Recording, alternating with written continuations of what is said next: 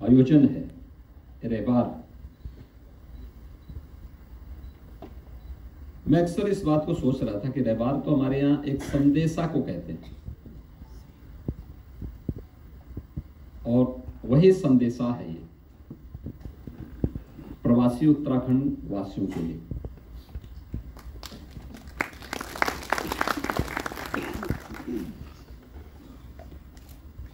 जब उत्तराखंड की हम बात करते हैं तो देवभूमि तो है ही, लेकिन साथ साथ भारत के लिए प्रत्येक क्षेत्र के लिए उसने एक नर्सरी का काम किया। उत्तराखंड का व्यक्ति जहां कहीं भी गया, पूरे देश में, पूरी दुनिया में, किसी भी क्षेत्र में, जीवन के हर एक क्षेत्र में उसने पूरी निष्ठा के साथ, पूरी ईमानदारी के साथ, अपने पूरे परिश्रम के साथ जो उत्कृष्टतम हो सकता है वह करके दिखाया है। लेकिन जब मैं उत्तराखंड के अंदर जाकर के देखता हूं, यद्यपि उत्तराखंड ने पिछले यह वर्ष उत्तराखंड का स्थापना का रजत जयंती वर्ष भी है, और 25 वर्ष की उत्तराखंड स्थापना के बाद विकास की एक महत्वपूर्ण कड़ी के साथ उत्तराखंड जुड़ा है। लेकिन आत्मावलोकन किए जाने की आवश्यकता है। उत्तराखंड में हम सबके सामने सबसे बड़ी जो समस्या है वह आज के दिन पे कि पलायन, उत्तराखंड से ऊपर पहाड़ी क्षेत्र से पलायन क्यों हो रहा है। त्रिवेंद्र जी उस समय मुख्यमंत्री थे और मुख्यमंत्री के रूप में उन्होंने इस पे कुछ कार्य प्रारंभ भी किया था।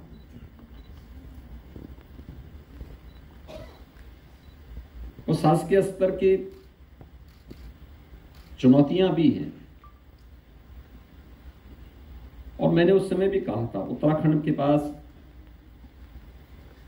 जो सबसे महत्वपूर्ण बातें हैं वह कि वहां पर टूरिज्म के साथ साथ हॉर्टिकल्चर के लिए एक बहुत बड़ा स्कोप है। आप इस समय दिल्ली में हैं, और दिल्ली नहीं पूरा एनसीआर इस समय एक गैस का चेंबर बना हुआ है। श्वास लेने की स्थिति नहीं है, लेकिन उत्तराखंड में आप जाएंगे तो उत्तराखंड में आपको बहुत शानदार पर्यावरण मिलेगा। और उत्तराखंड के पास जो कुछ वर्तमान में है, उस समय त्रिवेंद्र जी ने शुरू किया था। एक तो चकबंदी की प्रक्रिया, जो छोटे छोटे खेत जहां तहां बिखरे पड़े हैं उन सबको एक साथ जोड़ दिया जाए, और फिर व्यक्ति उन कार्यक्रमों को हॉर्टिकल्चर के साथ, वहाँ पे वेजिटेबल के साथ, पशुपालन के साथ या डेयरी के साथ जोड़ करके उन कार्यक्रमों को आगे बढ़ा दे, तो मुझे लगता है कि आपके सामने तो बहुत बड़ा बाजार पड़ा हुआ है। उत्तराखंड भी है, उत्तर प्रदेश भी है, दिल्ली भी है। इतनी बड़ी आबादी के लिए, और वह संभावना आपके पास है। प्राकृतिक संसाधन भी आपके पास है, लेकिन वनों में आग लगना ये हम सबकी चिंता का विषय होना चाहिए।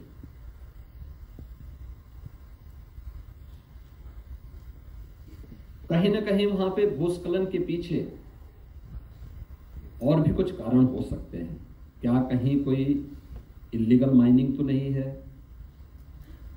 कहीं पे कोई अवैध रूप से वहां के संसाधनों पे कोई डकैती तो नहीं डाल रहा है, वनों की अवैध कटान तो नहीं हो रही है। क्योंकि बहुत बार होता क्या है, जो हम बाहरी देखते हैं यह वास्तव में होता नहीं है, उसके अंदर कुछ और हो रहा होता है। और जब भी अनियोजित और वैज्ञानिक खनन होगा, वनों का कटान होगा, उसके दुष्परिणाम हम लोगों को भुगतने पड़ेंगे। और यह उत्तराखंड के अंदर हम लोग देख रहे हैं, क्योंकि मैंने तो बचपन, मेरा जन्म भी वहां हुआ, बचपन भी मेरा वहीं व्यतीत हुआ।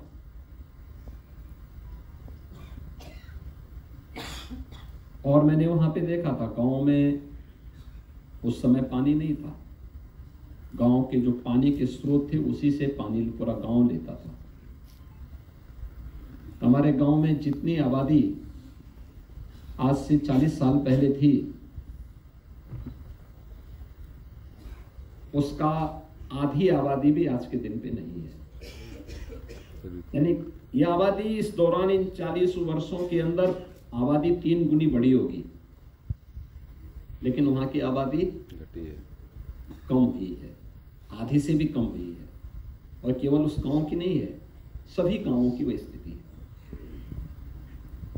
मैंने वहां के बेसिक शिक्षा परिषद के जिस विद्यालय में पढ़ा था, उस समय जितने बच्चे थे, जब मैं उस समय त्रिवेंद्र जी के साथ में वहां गया था, तो उस समय उसके 1/3 बच्चे वहां पर उस समय थे। ये चीजें क्या दिखाती हैं? दिखाती हैं कि व्यापक पैमाने पे पलायन हुआ है। और पलायन रोजगार के लिए लोग किए हैं, सुविधा के लिए किए हैं। जो जनरल चौहान ने बात कही यहां पे कि अगर रोजगार सृजन के अवसर हम वहां पे दें,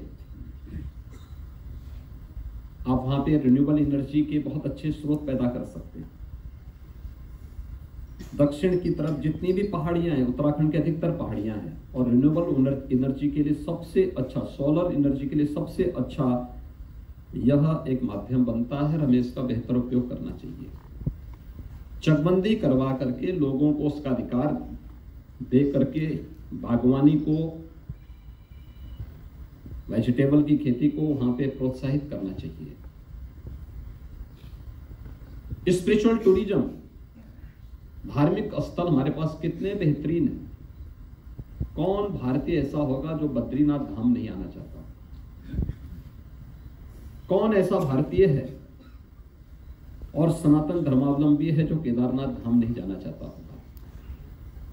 कौन ऐसा सनातन धर्मावलंबी है देश में या दुनिया में जो गंगोत्री और यमुनोत्री के दर्शन न करना चाहता होगा?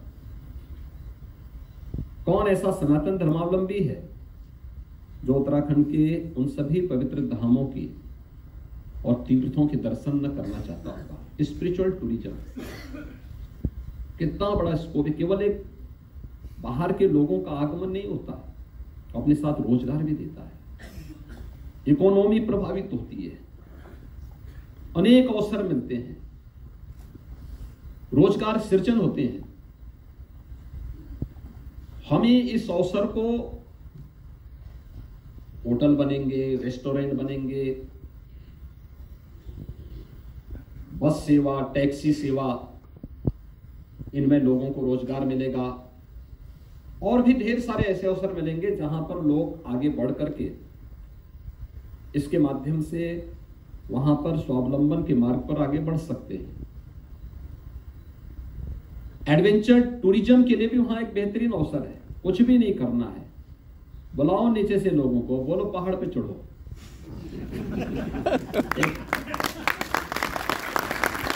ये अपने आप एक एडवेंचर टूरिज्म का एक माध्यम है। और फिर क्या एवरेस्ट में चढ़ते नहीं, अन्नपूर्णा के लिए लोग प्रयास नहीं करते, अन्य जगहों पर नहीं करते? और आपके पास तो हर जनपद में, हर गांव में कोई ना कोई पहाड़ी है। स्थानीय स्तर पर लोगों के सामने इसके अवसर देने चाहिए। ढेर सारा आपको इसके माध्यम से रोजगार मिलेगा, बहुत कुछ आप उसके माध्यम से कर सकते हैं। लेकिन वहां के वनों के संरक्षण के साथ ही वहां पे अवैध कटान को और अवैध खनन को सख्ती के साथ रोकने के लिए भी एक नए प्रयास किए जाने की आवश्यकता है। अवैध घुसपैठ को भी रोकने की आवश्यकता है। जो लोग वहां की परंपरा, वहां की संस्कृति को प्रदूषित करना चाहते हैं, उनको रोकने की आवश्यकता है। देखिए, जिसकी आपकी परंपरा के साथ, आपकी संस्कृति के साथ श्रद्धा का भाव न हो, वह कितना भी आपका अपना बनने का प्रयास करेगा, कभी नहीं हो सकता, कभी नहीं हो सकता। और हमें इस बात को ध्यान में रखना होगा कि उत्तराखंड की जो परंपरा है, हम लोग तो देखते थे घरों में, गांवों में लोग ऐसे सिटकिनी भी बंद नहीं कर पाते थे, ऐसे बंद तक दरवाजा ऐसे बंद किया, चल दिए, कहीं भी चले गए, सुबह चले गए, शाम तक वापस आ रहे हैं, किसी को कोई भय नहीं होता था। कठिन जिंदगी थी, लेकिन वास्तव में आज जब हम लोग देखते हैं कितना पारिवारिक भाव था, कितने यानी वे रिश्ते और वे संबंध और संवाद कितने बेहतरीन थे। आज जब मैं उसकी तुलना करता हूं तो मुझे लगता है कि वास्तव में उत्तराखंड को देवभूमि इसीलिए कहा गया क्योंकि वह एक स्वर्णिम और स्वर्गीय महिमा जैसी स्थिति उस समय हम लोगों को उसका एहसास होता है कि ये संवाद की शैली थी, ये रिश्ते थे, न जाति का भेद था, न क्षेत्र का भेद था, न ऊंच नीच का भेद था। गांव में किसी के यहाँ शादी होती थी तो सभी लोग, वो किसी भी जाति का हो, सभी लोग उसमें सहभागी बनते थे। किसी का खेत कटना है, सभी लोग मिलकर के उसमें, कोई भी उसमें ऊंच नीच का भेदभाव नहीं था, कोई जाति का भेदभाव नहीं था, सब लोग मिलकर के जाके काम कर लेते थे। किसी का घर बन रहा है, सब लोग सहयोगी बन जाते थे। क्या ये अन्यत्र कहीं देखने को मिलेगा? और यही है स्वर्ग का भाव, यही है जहां पे अगल बगल के व्यक्ति से आप बात नहीं कर सकते और अगल पड़ोसी भी आप पे शक कर रहा हो और आप भी पड़ोसी पे शक कर रहे हो, वही नरक है। और इसीलिए उत्तराखंड के बारे में आपको सबको मिलकर के सोचना चाहिए और रविवार एक मंच आपको मिला है। और मैं तो कहूंगा, हम लोगों ने उत्तराखंड, जैसे उत्तर प्रदेश में एक स्कीम हम लोगों ने लागू की, मातृभूमि स्कीम थी। यहाँ पे हमारे माननीय 2 सांसद जी भी बैठे हैं, प्रसून जी भी बैठे हैं, जनरल चौहान जी भी बैठे हैं, जनरल बखेड़ा जी बैठे हुए हैं, मंजीत जी हैं, और भी हमारे अलग अलग सेक्टर से जुड़े हुए जिन्होंने अपने अपने फील्ड में बहुत महत्वपूर्ण कार्य किया है, वे सभी महानुभाव यहाँ बैठे हुए हैं। और मैं चाहूँगा कि अगर उत्तराखंड में भी हम वो स्कीम लागू करें, उत्तर प्रदेश में हमने व्यवस्था बनाई है कि उत्तर प्रदेश का किसी गांव का कोई निवासी उत्तर प्रदेश के बाहर या उत्तर प्रदेश अपने जनपद के बाहर कहीं रहता है या अपने गांव के बाहर कहीं रहता है, अगर अपने गांव में, अपने शहर में वो कुछ बनाना चाहता है, वहां पर गांव में कोई स्कूल का निर्माण करने में, कोई हॉस्पिटल के निर्माण करने में, कोई कन्वेंशन हॉल बनाने में, यानी जिसको बारात घर आप कह सकते हैं, या कोई भी सामुदायिक भवन बनाने में, या गांव के किसी अन्य कार्य को करने में वो सहयोग करता है, तो हम एक पट्टिका उसके जिस पूर्वज के नाम पे बनाना चाहेगा, हम उसके नाम पर वो पट्टिका लगवाने में सहयोग करेंगे। और 60% योगदान वह दे, 40% योगदान हम दे। जमीन सरकार उसको उपलब्ध करवाएगी। अगर जमीन सरकार उपलब्ध करवा रही है तो गांव में एक सामुदायिक केंद्र गांव के कार्यक्रमों के लिए, सार्वजनिक कार्यक्रमों के लिए, शादी ब्याह के लिए या कोई भी अन्य सार्वजनिक कार्यक्रम के लिए एक मिल सकता है।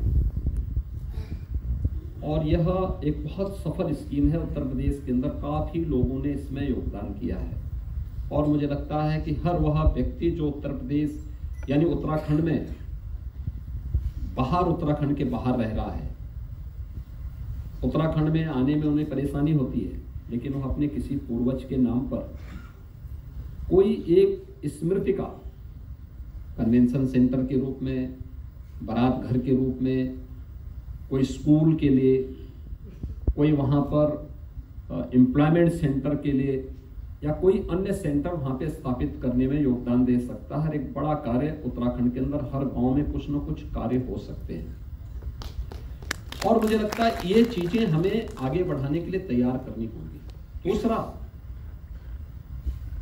यात्रा पड़ाव के अलग अलग जगहों पर, याद करिए बद्रीनाथ धाम की यात्रा करने के लिए पहले जगह जगह जब पैदल यात्रा होती रही होगी तब चट्टी हुआ करती थी, वहां पे सब पे धर्मशालाएं थी।